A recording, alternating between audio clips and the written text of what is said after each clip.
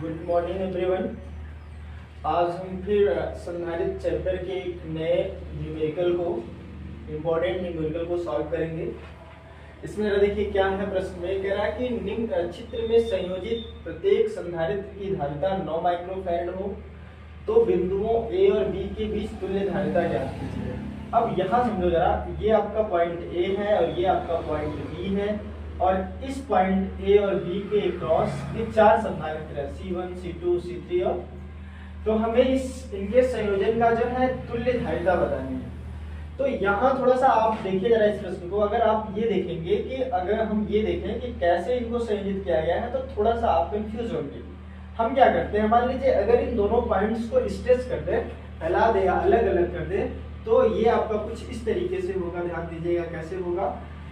ये पॉइंट आपका ये हो गया, ये आपका C2 हो गया, है ना, और यहाँ ये होगा। जब इसको आप स्ट्रेच करेंगे तो ये कुछ इस तरीके से होगा, ये ऐसे हो जाएगा और ये आपका हो जाएगा C1 हो जाएगा, है ना, और ये आपका C1 हो जाएगा और यहाँ समझो ये आपका हो जाएगा C3 हो जाएगा, है ना, और ये C3 हो जाएगा आपका और ये पॉइंट आपका क्या हो जाएगा, पॉइंट B हो जाएगा और ये पॉइंट आपका क्या हो जाएगा, A हो जाएगा।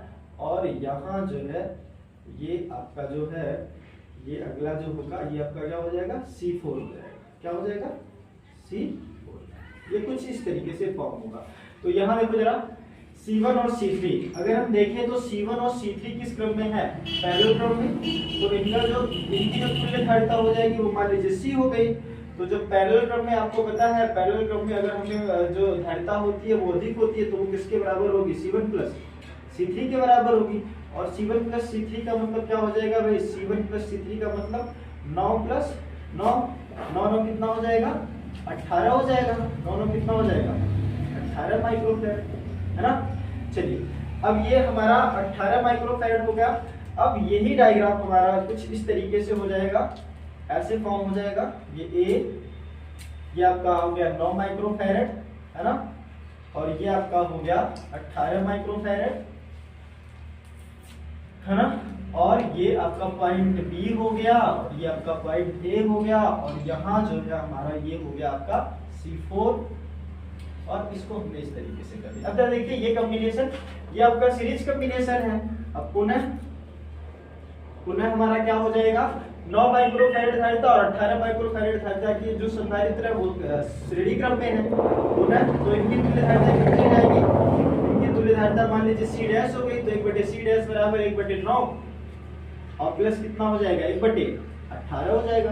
दोनों को सॉल्व करिए, एलसीएम कितना हो जाएगा, 18 9 दूना 18, 18 का नाम 18, ये आपका हो जाएगा 3/18, 3 6 कितना हो गया 18। तो यहाँ से हमें C डैश बराबर हमें मिल जाएगा 6 माइक्रोफैरड। कितना मिल जाएगा, 6 माइक्रोफैरड। अब जरा ध्यान दीजिए, अब ये कैसे हो जाएगा, ये सर्किट और ज्यादा इजी में परिवर्तित हो जाएगा। ये हमारा हो गया 6 माइक्रोफैरड, कितना हो गया 6 माइक्रोफैरड और ये हमारा हो गया पॉइंट B हो गया और यहाँ जरा ध्यान दो ये हमारा आपका हो गया C4 हो गया, C4। तो ये दोनों अगर हम देखें तो ये समांतर क्रम में हो गया। तो पुनः, है ना, 6 माइक्रोफैरड धारिता व C4 समांतर क्रम में है। किस क्रम में है, समांतर क्रम में है। तो इनकी जो तुल्य धारिता हो जाएगी मान लीजिए C डबल डैश हो जाएगा तो 9 प्लस 6 कितना हो जाएगा, 9 और 6 15 माइक्रोफैरड। और यही आपका इस पूरे कॉम्बिनेशन का या इस पूरे संयोजन की तुल्य धारिता होगी A और B के बीच की। तो ये जो प्रश्न था ये वास्तव में बहुत इंपॉर्टेंट प्रश्न था। आप देखेंगे ये आपके UPCPMT का क्वेश्चन है और मोस्ट इंपॉर्टेंट प्रश्न है और आपके क्लास 12 के बोर्ड एग्जाम का भी प्रश्न हो सकता है और एग्जाम पॉइंट ऑफ व्यू से भी काफी इंपॉर्टेंट है। तो अगर आपको ये क्वेश्चन समझ में आया हो तो लाइक और सब्सक्राइब जरूर कीजिएगा। धन्यवाद। Good morning everyone. आज हम फिर संधारित चैप्टर के एक नए न्यूमेरिकल को इम्पोर्टेंट न्यूमेरिकल को सॉल्व करेंगे। इसमें जरा देखिए क्या है प्रश्न में, कह रहा है कि निम्न चित्र में संयोजित प्रत्येक संधारित्र की धारिता 9 माइक्रोफैरड हो तो बिंदुओं A और B के बीच तुल्य धारिता ज्ञात कीजिए। अब यहाँ समझो जरा, ये आपका पॉइंट ए है और ये आपका पॉइंट बी है, और इस पॉइंट ए और बी के क्रॉस ये 4 संभावित है, C1 C2 C3 और, तो हमें इनके संयोजन का जो है तुल्य धारिता बतानी है। तो यहाँ थोड़ा सा आप देखिए जरा इस प्रश्न को, अगर आप ये देखेंगे कि अगर हम ये देखें कि कैसे इनको संयोजित किया गया है, तो थोड़ा सा आप कंफ्यूज होंगे। हम क्या करते हैं, मान लीजिए अगर इन दोनों पॉइंट्स को स्ट्रेच कर दे, फैला दे या अलग अलग कर दे, तो ये आपका कुछ इस तरीके से होगा। ध्यान दीजिएगा कैसे होगा।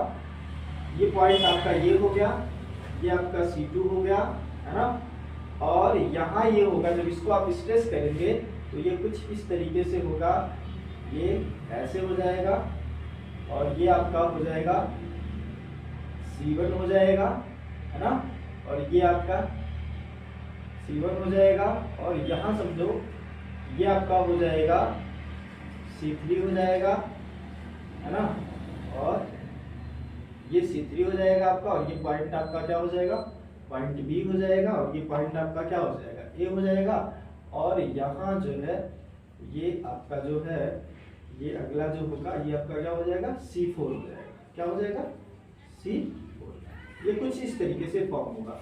तो यहाँ देखो जरा, C1 और C3 अगर हम देखें तो C1 और C3 किस क्रम में है, पैरेलल क्रम में, तो इनकी जो तुल्य धारिता हो जाएगी वो मान लीजिए C हो गई।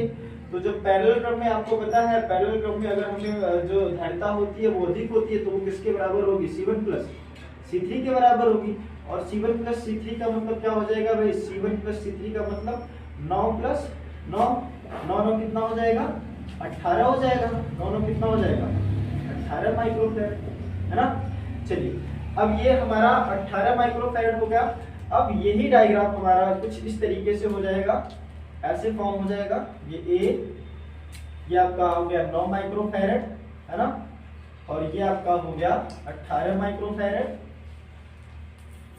है ना, और ये आपका पॉइंट बी हो गया, और ये आपका पॉइंट ए हो गया, और यहाँ जो है हमारा ये हो गया आपका C4, और इसको हमने इस तरीके से कर दिया। अब देखिए ये कॉम्बिनेशन, ये आपका सीरीज कॉम्बिनेशन है।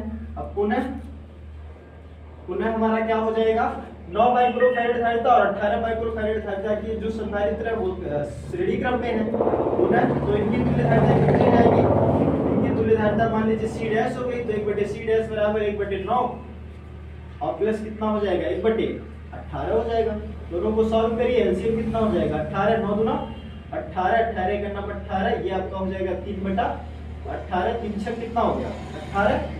तो यहाँ से हमें C डैश बराबर हमें मिल जाएगा 6 माइक्रोफैरड।